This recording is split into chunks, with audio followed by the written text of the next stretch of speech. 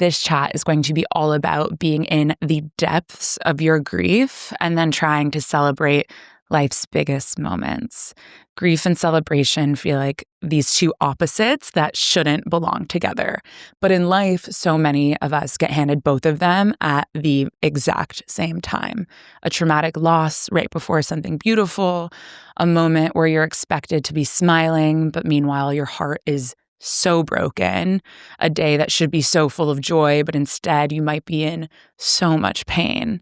So this episode is about the collision of these emotions. It's about the duality of both grief and joy. And honestly, I'm just so grateful that one of the very hardest things that I've ever gone through has become such a bridge, something that connects me to so many of you who are also hurting. My dad has always reminded me in my moments of my deepest sadness that life is for the living. And this quote doesn't mean that we bypass our grief. It means that we carry it with us, but into the light, and we learn how to hold our sadness and our joy in the same hand. We start to live our life differently and celebrate every little thing even bigger because we now understand how precious and fragile life really is. And I believe with my whole heart that the people that we love and those people that we love and lose, they want us to live. They want us to dance. They want us to cry. They want us to laugh really hard and fall deeply in love and have the absolute best, most love-filled wedding, even if they maybe aren't there physically anymore to attend. Your loved ones would want you to be your best self. One of my closest friends asked me before our wedding, a few months before my wedding, when my mom passed, to send a few photos of my mom. And I didn't really know what she was planning, but I could feel that it was going to be something really special. And what she surprised me with actually really took my breath away. She got a charm made using all of those photos of my mom and gave it to my wedding planner to actually wrap around my wedding bouquet. So as I walked down the aisle, my mom wasn't just there with me in spirit. She was actually there literally in my hands, her face looking right up at me in the most vulnerable moment of my life, walking down the aisle.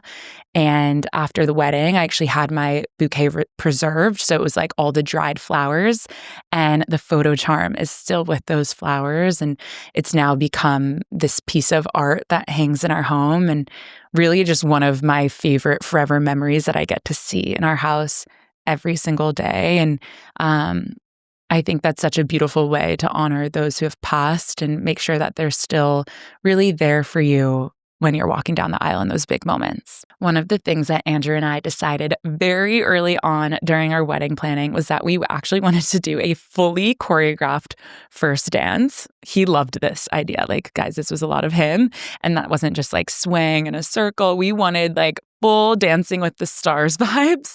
And the song for that was a super easy choice. We chose At Last by Etta James, which was one of my mom's all-time favorite songs.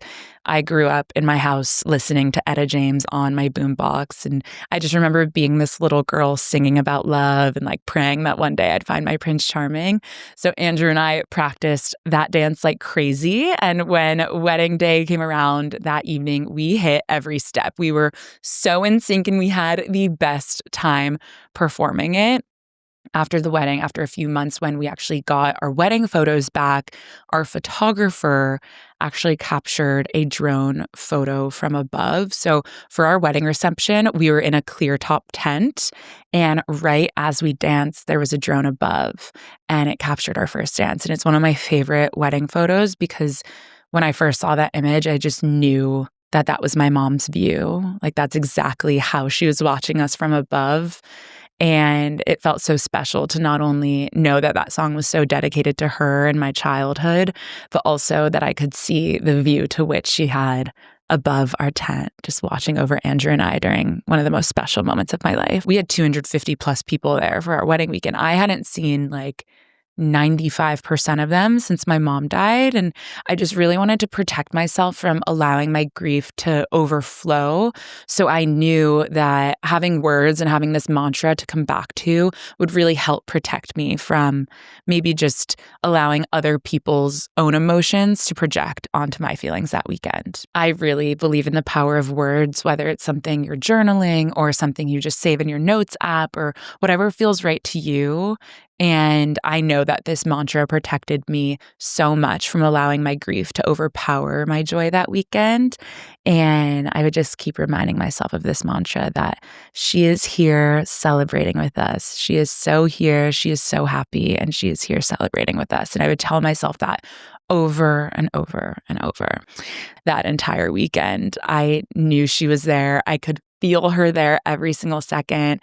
I mean, I look at photos and I see so much of her in myself that I think I am even this physical presence of her. That's always such a beautiful reminder to everyone that she is still here. She'll forever be here through myself, through my brother, through our family. And if you are in a season where you're grieving during such a major milestone, whether it's a wedding like myself, maybe it's a graduation, a birth, a birthday, speaking of all of these major milestones, I really want to give you some advice for just all of these amazing things that come up that you're going to continue to crave that person that you love and miss so much on those days and in those moments.